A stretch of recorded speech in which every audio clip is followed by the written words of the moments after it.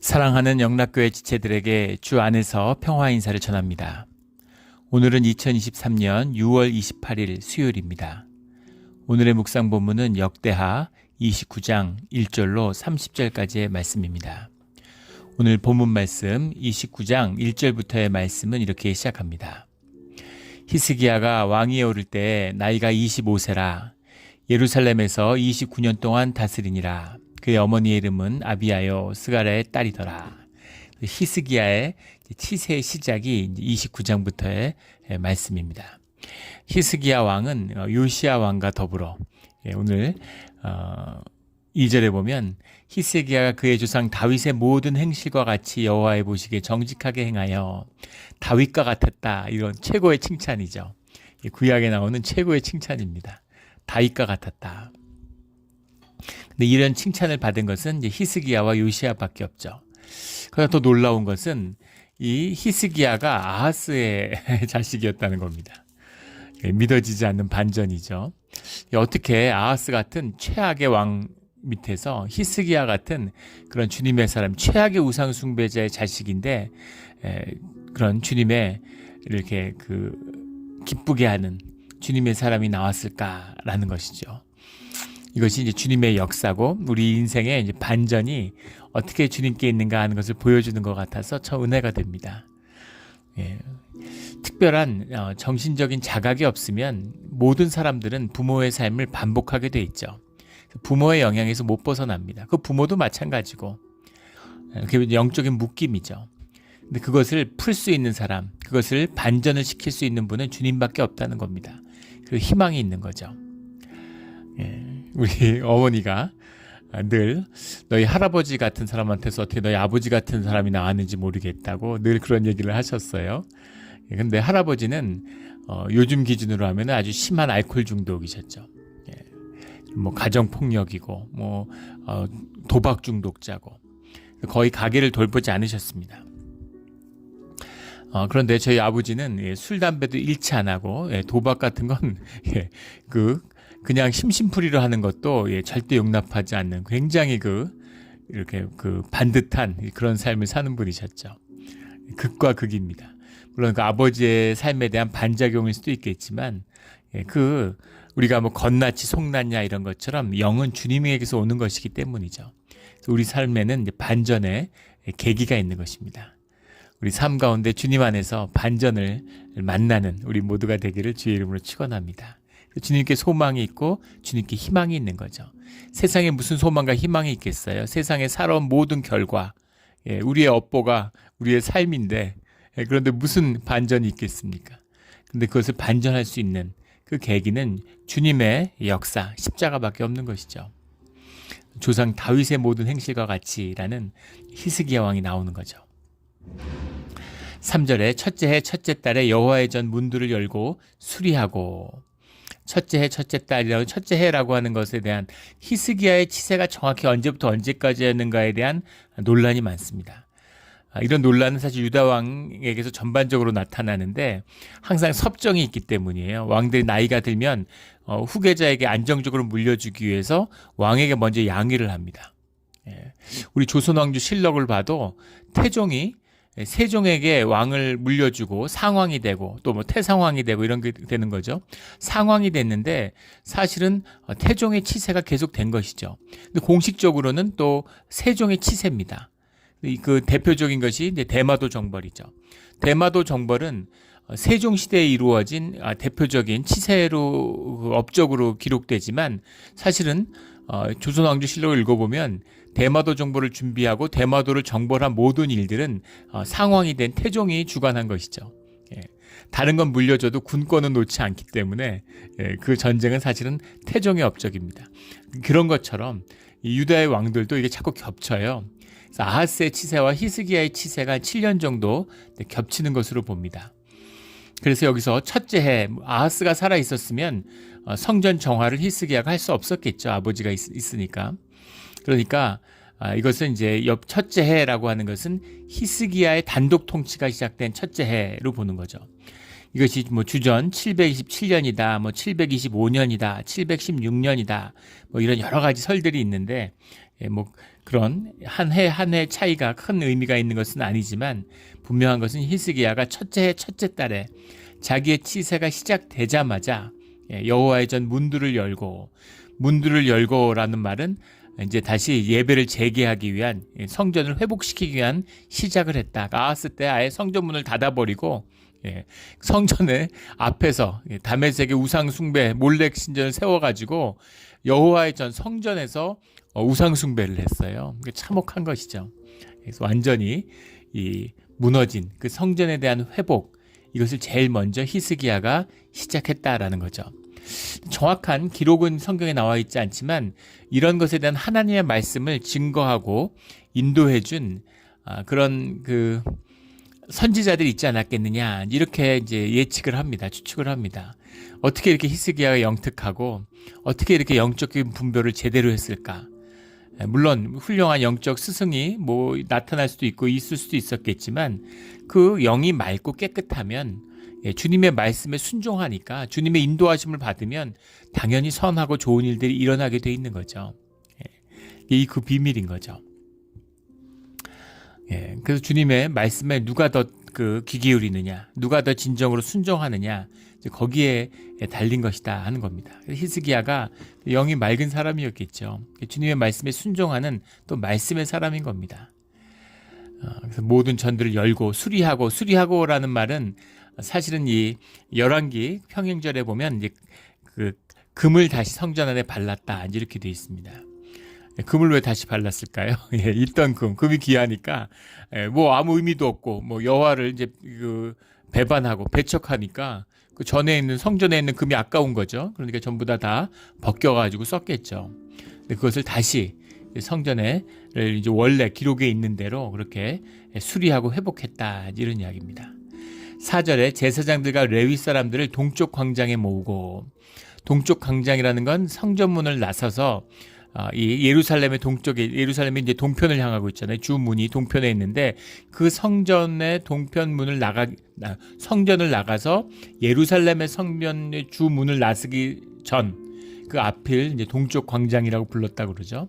그곳에 모았다. 근데 왜 레위 사람들과 제사장들을 성전 뜰에 모으지 않고 성전 밖에 모으게 했을까? 성전이라는 것이 이미 타락하고 오염됐기 때문에, 더럽혀졌기 때문에 성전을 회복시키기 위한 일을 시작하기 위한 그 출발을 더럽혀진 성전이 아니라 구별된 장소가 아닌 거죠. 그래서 따로 장소를 구별하고 성전 밖에서 모이는 겁니다. 또 하나는 제사장들과 레위 사람들도 아하스 시대에 우상 숭배에 오염됐죠. 물론 참여한 사람도 있고 그렇지 않은 사람도 있었을 겁니다.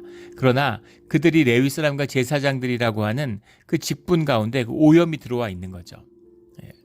우리가 음식이 있는데 곰팡이가 슬면은 곰팡이만 뜯어내고 먹는 사람은 없겠죠. 다 버리는 거죠. 어디가 썩었는지 어떻게 썩었는지 알 수 없기 때문에 곰팡이가 빵에 있는데 곰팡이만 뜯어내고 먹는 사람이 어디 있어요. 그 빵 자체를 다 버리잖아요. 그런 것처럼 제사장들과 레위 사람들, 그러니까 내 개인이 주님 그 우상 숭배에 빠졌다 안 빠졌다는 것과 레위의 직분을, 제사장의 직분을 받는다는 것은 다른 것이죠. 그래서 그 모두를 성결케 하기 위해서 동쪽 광장으로 불러내서 거기서부터 시작했다는 겁니다. 이런 것도 참 놀라운 것이죠. 이런 놀라운 분별, 이런 은혜가 함께 했다는 겁니다.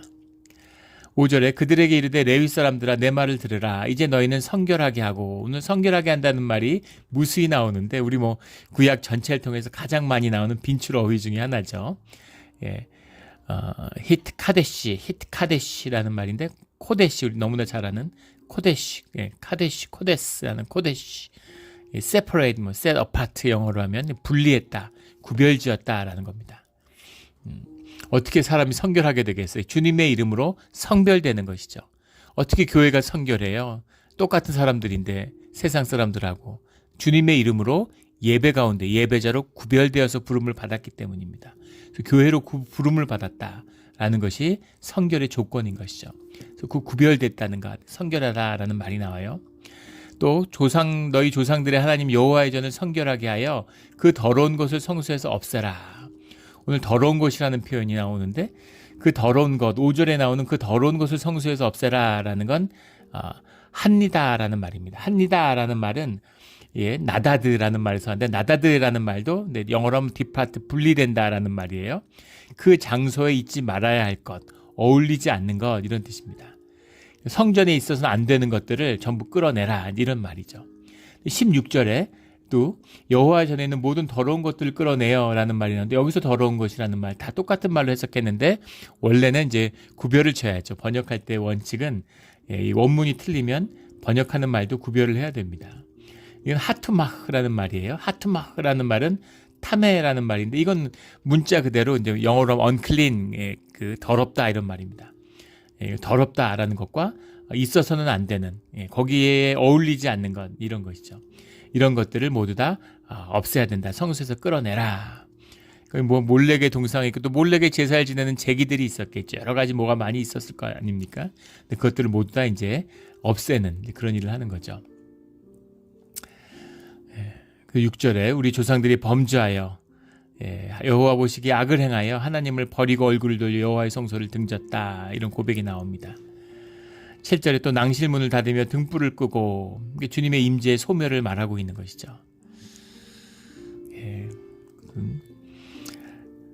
여호와께서 유다와 예루살렘에서 진노하시고 내버리사 두려움과 놀람과 비웃음거리가 되게 하신 걸 너희가 똑똑히 보는 바라. 우리가 완전히 이렇게 진짜 폭망했는데, 이렇게 망한 이유가 주님이 우리를 버리시고 돌아보지 않으셨기 때문인 걸 너희가 전부 다 알지 않느냐.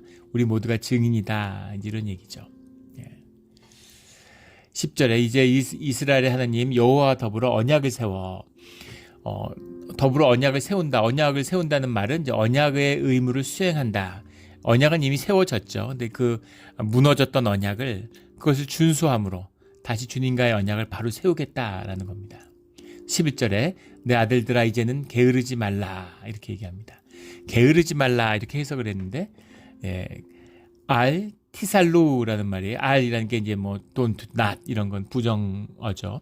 티살루라는 말은 영어로 하면 뭐 to be quiet, to be at easy 뭐 이렇게 이제 해석을 했는데, 우리말로 하면 움츠러들지 말라, 이제 이런 뜻입니다. 또는 방심하지 말라, 방관하지 말라, 이런 뜻도 되겠습니다. 그러니까 소극적으로 하지 말아라. 이 말에는 여러 가지 함축적인 의미가 있겠죠. 몰래 숭배를 누가 했을까요? 제사장들이 거기에 관여되어 있겠죠. 어느 시대나 종교라는 건 정치 권력과 결탁합니다. 그래서 성전의 중심에 있고 권력의 위치에 있는 거잖아요. 그러니까는 예루살렘의 대제사장, 제사장들이, 물론 그 중에는 항거하거나 또는 그것에 이제 반발하는 사람도 있었겠지만, 그 중에 많은 자들은 이제 거기에 같이 협조했을 겁니다. 이 히틀러의 유대인 학살에 독일의 개신교들이 협력했어요. 천주교들도 눈 감았습니다. 그런데 그 중에 저항하고 유대인들을 보호해주고 대피시켜준 그런 사람들도 있죠. 또 히틀러에 저항했던 사람에서 순교한 그런 목사들도 있습니다. 우리 일제시대도 마찬가지죠. 신사참배를 거부하고 투옥돼서 모진 고문을 받고 순교한 그런 믿음의 사람들도 있었지만 소수였고, 대다수의 사람들은 신사참배를 했던 그런 목사들이죠.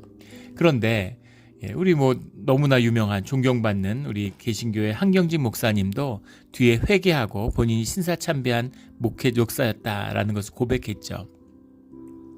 그런 것입니다. 그러면 한번 우상 숭배하면 끝이냐? 그게 아니라 주님께 돌이킬 수 있는, 주님께 회개하고 돌이킬 수 있는 주님의 초청하심이 있는 거죠. 그래서 그들에게 움츠려들거나 이런 일들에 의해서 소극적이라거나 또는 방심하거나 이런 일들을 가볍게 봐서는 안 된다라는 겁니다. 여호와께서 이미 너희를 택하사 너희가 제사장의 직분에 있고 너희가 레위인의 직분에 있는, 예배자의 직분에 있는 것은 너희의 선택이 아니라 주님의 선택이라는 거죠. 주님이 택하시고 주님이 구별하시는 것으로 너희가 성별되었고, 그것이 너희의 사명이고, 너희의 사명이 너희의 본분이고 너희의 존재의 근원이다라는 겁니다. 우리 크리스찬과 우리 예배자들도 마찬가지죠. 우리가 뭘 더 잘했고 뭘 해서가 아니라 주님이 우리를 구별하여 불러내신 주님의 뜻 가운데 우리의 소명이 있다는 것이죠. 우리 예전에도 몇 번 나눈 적이 있는데, 예전에 섬겼던 교회에 한 자매가 있어요. 근데 그 자매가 교회를 이제 안 다니는 겁니다. 나중에 사실은 유부남하고 바람이 난 거죠. 처음부터 유부남인 줄 알았으면 바람이 안 났겠죠. 그런데 이제 모르고 만나다 보니까 나중에 뭐 유부남이라고 그러는데, 뭐 구체적인 내용은 잘 모르겠지만, 그러니까 그게 마음의 죄의식이 되어서 십계명도 못 지키는 내가 어떻게 신앙생활을 할 수 있느냐, 어떻게 교회에서 생활할 수 있느냐 이러고 교회를 못 나오겠다 이렇게 얘기하는 거예요. 예. 그런 민감한 죄의식도 물론 뭐 칭찬받을 수 있겠죠. 그러나 그렇다고 해서 그것 때문에 교회를 못 나온다는 것은 어리석은 짓입니다. 주님한테 회개하고 주님께 돌아와야 되는 거죠. 큰 죄든 작은 죄든 주님 앞에서 어떻게 죄가 함께 있을 수 있겠어요. 그러니까 주님이 우리와 함께 해주시는 거죠. 우리는 회개함으로 주님의 대속함에 보혈을 덧입고 주님 앞에 나가는 겁니다. 무슨 죄를 졌던 회개하고 하나님의 때에 돌이켜야 되는 것이죠. 우리 늘 회개하고 우리 주일날 하는 고백의 기도잖아요. 주님께 돌이킴으로 주일마다 새로워지는 우리 모두가 되기를 주의 이름으로 축원합니다. 15절에 그들의 형제들을 모아 성결하게 하고, 그들의 형제들이라고 이렇게 표현하는 것은 이제 물론 레위인들인데, 특별히 레위 지파에 14명의 지도자가 있고 또 그들의 이제 가계가 있죠. 거기에 속한 자들을 레위인 가운데 그들의 형제다라고 불렀다고 해요. 그들의 형제들을 모아서 성결하게 하고, 그러니까 먼저 이 성전을 성결하게 하게 하고 그 모든 것을 성결하게 하기 위한 그 시작, 성전을 성결하게 하실 수 있는 분은 주님밖에 없죠. 그래서 성전에 있는 우상의 제물들을 치우고 성전을 깨끗하게 하기 위한, 성전을 정결하게 하기 위한 일들을 하기 위해서 먼저 레위인들과 제사장들이 구별되고 성결해지고 깨끗해져야 되는 겁니다. 여기서 오늘 깨끗하게 할세, 깨끗하게 하여, 뭐 이렇게 깨끗하다라는 말이 깨끗하게 하였고 뭐 이렇게 나오는데, 뭐 그릇들을 깨끗하게 하였고, 어떻게 여호와의 전을 깨끗하게 하고 우리 몸을 깨끗하게 한다는 게 무슨 말일까요? 깨끗하게 한다 라는 말이 레타헤르라고 되어 있는데, 타헤르라는 말이 이제 깨끗하게 한다는 말이죠. 클린 영어로 하면. 근데 이 말이 물로 씻는다는 겁니다. 물로 씻어요. 그러면은 제사장들이나 그릇이 예전에 물로 안 씻었을까요? 우상 숭배할 때도 물로 씻었겠죠. 그리고 뭐 특별한 일이 없으면은 물로 씻죠. 근데 우리가 샤워했다고 깨끗해지는 것이 아니라 샤워의 의식인 거예요. 물을 깨끗이 하는, 목욕을 하고 몸을 씻는데 왜 이때는 목욕을 하면 우리가 성결하게 되었다고 하느냐, 깨끗하게 되었다고 하느냐. 우리가 주님께 마음을 바치고 회개의 기도를 드리고 주님의 깨끗함을 받았다고 하는 그 의미로 몸을 씻는 것입니다. 그 의미죠. 우리가 침례를 받을 때 성수라고 해서 성수를 머리에 끼얹죠. 그런데 침례를 하면 완전히 물에 들어갑니다.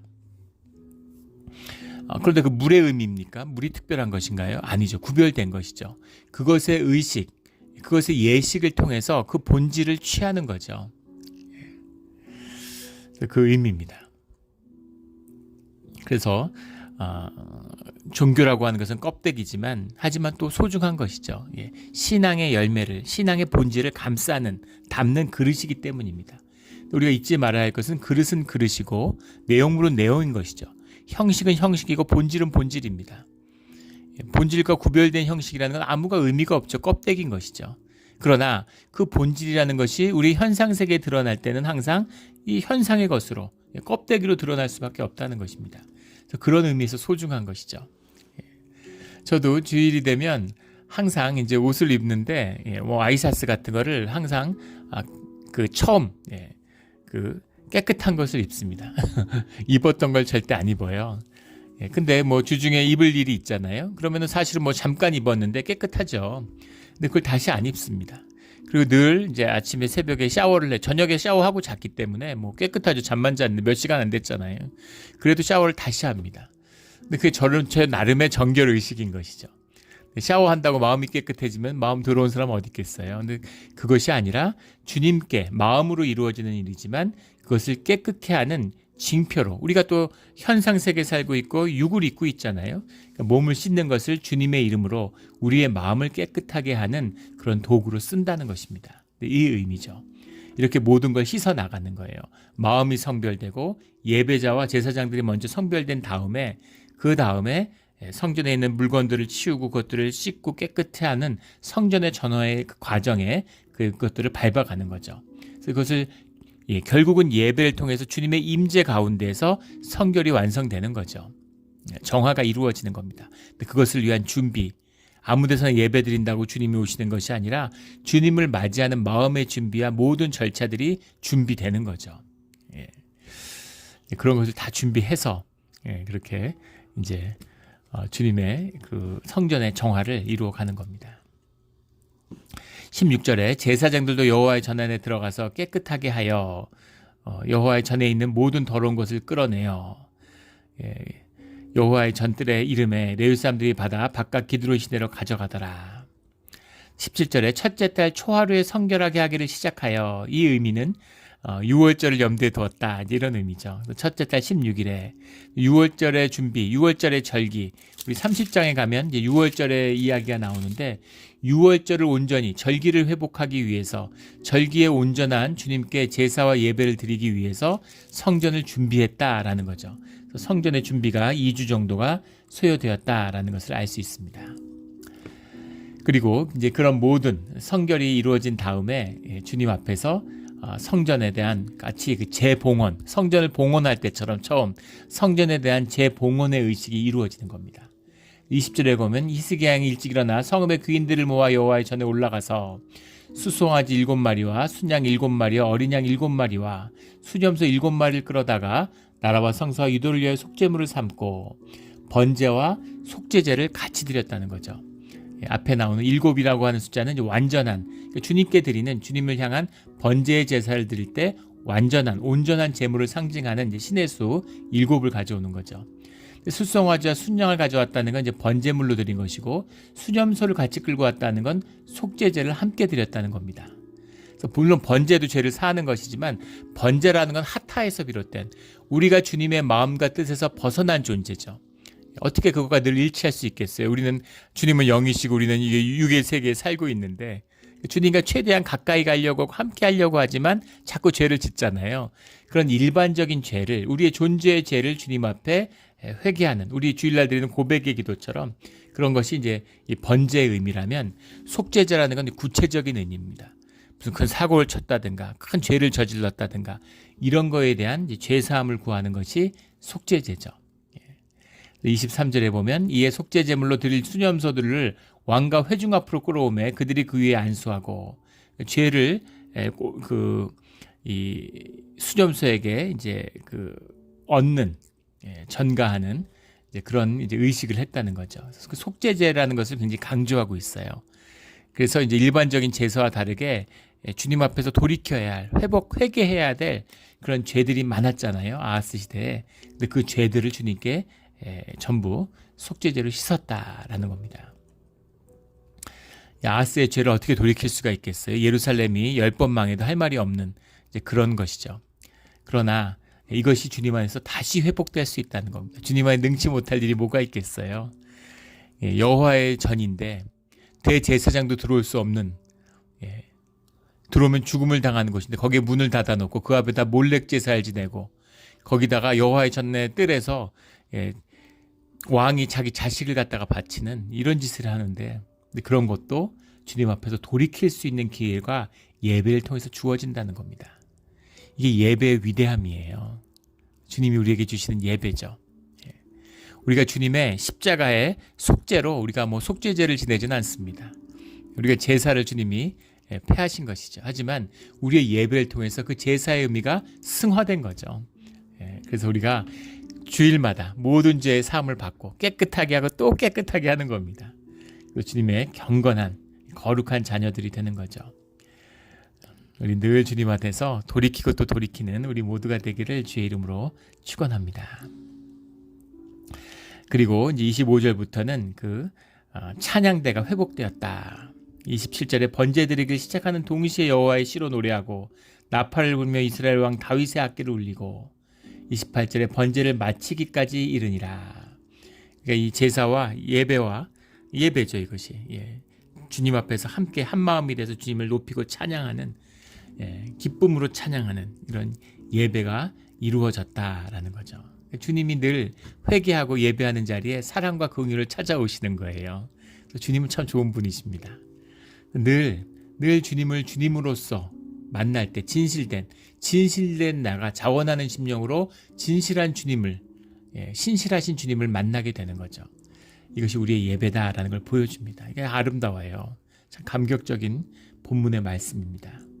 우리 삶 가운데 예배가 회복되고 교회가 회복되고 우리 삶의 소망이 회복되는 우리 오늘의 또 이 시대의 삶의 자리가 예배의 자리가 되기를 주의 이름으로 축원합니다. 31절에 이에 히스기야가 말하여 이르되, 제사를 다 마치고 즐거움으로 찬송하고 몸을 굽혀 예배하니라. 히스기야가 말하여 이르되 너희가 이제 스스로 몸을 깨끗하게 하여 여호와께 드렸으니. 여기서 이건 이제 번역의 문제인데, 깨끗하게 하여라는 말이 이제 그 타헤르라는 말을 쭉 썼는데, 여기서 깨끗하게 하는 말은 전혀 다른 말입니다. 이렇게 해석을 하면 번역을 하면 안 되는데, 알타흐, 밀레템, 예드캠, 야훼 이렇게 돼 있어요. 알타흐라는 건 now 이런 말이죠. 많이 나오는 말입니다.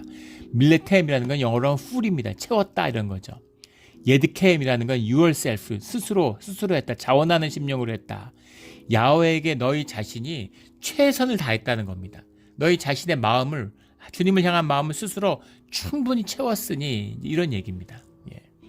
예배를 드리고 성전을 내서 이제 회개를 드리고 제사장과 레위인들이 회복되고 성전을 정화하고 이제 준비가 됐으니까 백성들이 밖에서 찬양하고 예배드렸는데, 이제 너희가 제사를 자원하는 자원제로서 제물을 가지고 나와라, 이런 이야기죠. 그러자 회중이 제물과 감사 제물을 가져오되 물은 마음에 원하는 것 또한 번제물도 가져오니. 제물이라는 건 뭐 이제 제바힘이라는 말이 일반적인 모든 형태의 제물을 말하는 거죠. 감사 제물이라는 건 베더브도트 이런 말이죠. 발음이 좀 어려운 단어인데, 감사 제물을 가져오고 번제물도 가져오니 올로트, 번제도 가져왔다. 그러니까 백성들도 뭐 여러 가지 회개할 것도 가져오고 또 감사할 것도 가져오고 그런 걸 가져왔다는 겁니다. 근데 번제물이라는 건 우리 뭐 그 출애굽기, 레위기 이런 데서 이제 보았던 것처럼 이 번제물의 이제 일부는 제사장에게 주고, 번제물로 드리는 것은 이 예배자가 가져가지 못하죠. 받지 못합니다. 근데 감사 제물은 다르죠. 감사 제물은 가져온 사람들이 서로 나누는 것이죠.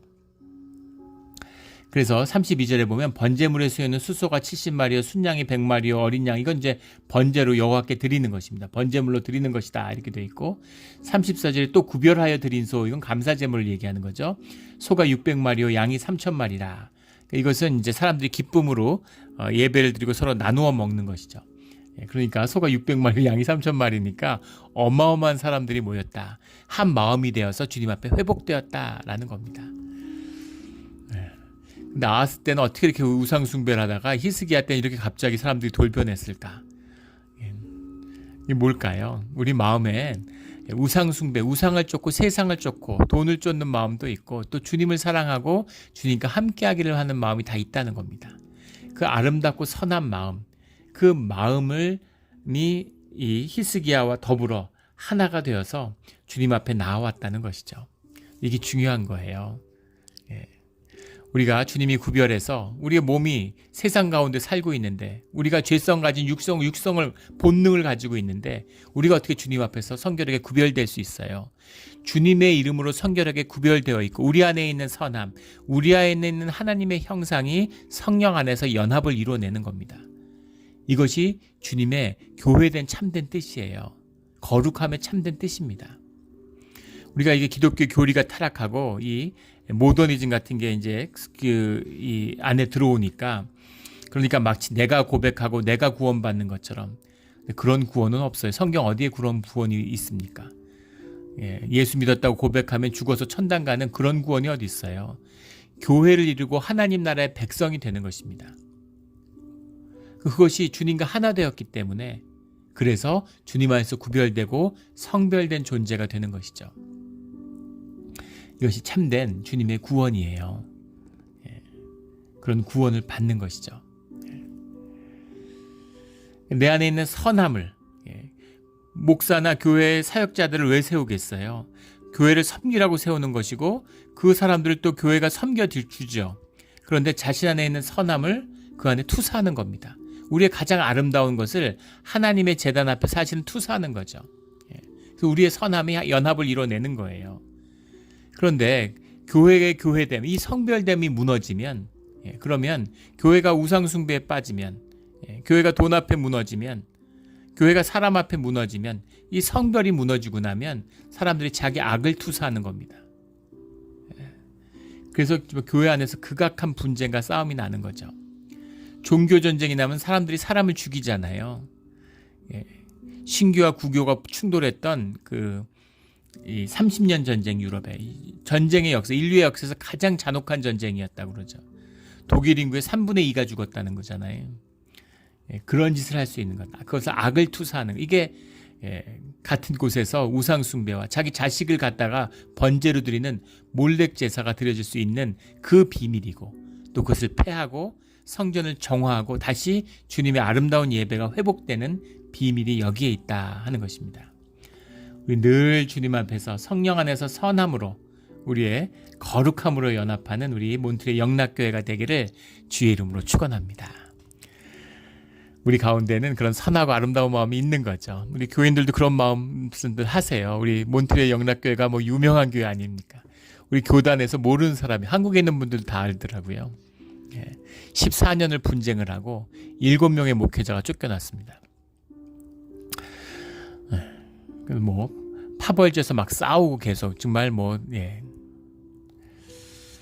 제가 처음으로 설교 목사로 처음 설교하러 왔었던 날을 잊을 수가, 평생 못 잊을 것 같은데, 설교 시작하기 전에 앉아 있는데 누가 대표 기도를 나오니까 한 분 일어나서 대표 기도할 자격이 없다고 그러면서 막 손가락질하고 그럼 몸싸움 나고 너무 충격을 받아가지고 그때 정말 예배 가운데서 이런 일이 벌어지다니 있을 수 없는 일이죠. 근데 시간이 지나서 오늘 지금 저희가 이제 이렇게 평안을 지금 7년째 누리고 있습니다. 성도님들이 그런 말씀들 하세요. 우리가 뭐에 씌웠던 것 같다고. 뭐에 씌웠던 것 같다. 교회를 떠나고 LA로 이사간 분들도 그런 얘기, 왜 그랬을까? 믿을 수가 없다는 거죠. 그런 일을 했다는 거를 믿을 수가 없다고. 그런 것입니다. 우리가 어떻게 여호와의 전에다 우상숭배를 했을까? 믿을 수가 없는 거죠. 악한 영의 역사라고 봐야 되겠죠. 그것을 회복하는, 영을 우리가 어떻게 싸워요? 주님의 의지하고 주님의 성령 안에서 우리가 피하고 있는, 대피하는 그거밖에 없는 것이죠. 주님이 우리를 보호하시는 그 영의 회복을 이루어가는 것이 예배다라는 겁니다. 그래서 동서고금을 막론하고 세상이 회복되고 세상이 회복되는 비밀은 교회에 있습니다. 교회의 회복은 예배에 있어요. 그것만이 세상을 구원하는 유일한 길입니다. 이 영적 비밀이 우리의 삶에서 먼저 회복되고 우리 교회 가운데 회복되기를 주의 이름으로 축원합니다. 34절에 그런데 제사장이 부족하여 그 모든 번제 짐승들의 가죽을 능히 벗기지 못하는 고로 그의 형제 레위 사람들이 그 일을 마치기까지 돕고. 근데 좀 독특한 문장이죠. 제사장이 부족하다는 게 무슨 말일까? 레위인들이 원래는 이 번제와 짐승의 가죽을 벗기는 것은 제사장의 일이 아니죠. 우리 레위기 1장 6절에 보면 이것은 예배자 일입니다. 레위인들이 하는 일이에요. 근데 제사장들이 하는 일이 아닌데 제사장들이 부족했기 때문에 레위인이 도왔다? 이게 무슨 말일까에 대한 여러 논란이 있는 것이죠. 그래서 이것이 어떤 공적 제사 중에는 제사장이 이런 일도 하지 않았느냐, 이런 이야기도 있고, 또 제사장이라면 적어도 이 몰렉 숭배나 우상 숭배, 다메섹의 신들에게 우상 숭배했던 거에 가담했던 제사장들은 축출되었을 것이다.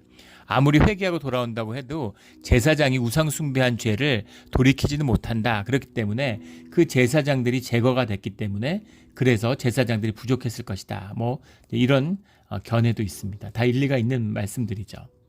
이는 레위 사람들이 성결하게 함이 제사장들보다 다 성심이 있었습니다. 이거 의미심장한 말씀인데, 레위인들이 더 열심으로 성결하게 하고 더 온전한 마음으로 전심으로 주님께 회복되기를 원했다는 거죠. 제사장들이라는 것은 지배자들이잖아요. 권력자들이잖아요. 정치 권력과 결탁되어 있는 사람들이기 때문에 아하스 시대에 광범위하게 오염되었을 것이라는 것을 예측할 수 있겠죠. 그러니까 물론 그들도 신심이 있고 그 가운데 회복하려고 하는 자들이 있었겠지만 또 그들 가운데서 주님의 말씀, 너희들이 게으르지 마라 하는 말씀을 움츠려들지 말아라. 너희를 구별하고 너희를 제사장으로 세운 건 주님이니까 주님을 믿고서 담대함으로 회복하는 자리에 나가야 된다라는 말씀이 있었기 때문에 나왔지만 제사장들은 아무래도 위축되기가 쉬웠겠죠. 레위 사람들이 다 열심히 있고 레위 사람들이 이 제사들, 회복의 제사를 드리는데 열심이었다라는 겁니다. 36절에 이 일이 갑자기 되었으나 하나님께서 백성을 위하여 예비하셨으므로 히스기야가 백성과 더불어 기뻐하였더라. 이 모든 일이 갑자기 극적인 반전을 이뤄냈는데 그런데 이 모든 일은 하나님이 예비하신 것이다. 백성을 위해서. 주님이 그래도 유다를 완전히 버리시지는 않는 거죠. 자녀에게 회초리를 들어도 자녀를 버리지 않는 겁니다. 히스기야 백성과 더불어 기뻐하였더라. 주님 앞에서 백성이 함께 더불어 기뻐하는 것, 이게 예배죠. 그래서 참된 예배와 교회가 회복되었다라는 겁니다. 우리 시대에 이런 예배 회복이, 교회가 썩어가고 종교가 타락한다고 난립니다. 그런데 그 끝에서는 또 주님의 회복이, 주님의 믿음의 사람들, 남은 자들의 역사가 반드시 회복되고 시작될 거라고 믿어요. 그건 분명한 것입니다. 그 시작이, 그 씨앗이 우리 몬트레 영락교회가 되기를 예수 그리스도의 이름으로 축원합니다. 아멘. 기도드리겠습니다. 하나님 아버지 감사합니다. 가슴이 뛰고 설레는 그런 놀라운 말씀을 주시니 감사합니다. 우리가 부족하고 우리가 준비되지 못하지만 결국 성전을 회복시키고 우리의 예배를 회복시켜 주시는 분은 주님밖에 없음을 다시 알게 하여 주시니 감사합니다. 우리에게 십자가가 있으니 예수 그리스도의 보혈의 은혜가 있으니 그 은혜를 끝까지 붙잡고 믿음으로 나아가게 하여 주시옵소서. 부족한 우리에게 믿음을 더하여 주시옵소서. 감사하며 예수 그리스도의 이름으로 기도드렸습니다. 아멘.